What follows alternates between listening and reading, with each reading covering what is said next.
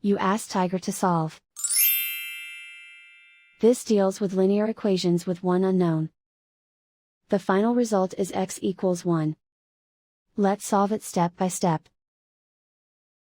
Simplify the expression. Expand the parentheses. Multiply the coefficients. Simplify the arithmetic.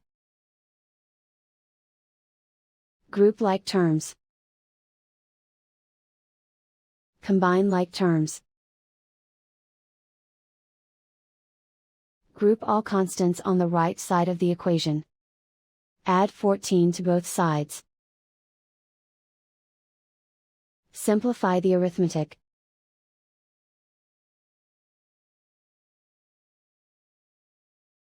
Isolate the x.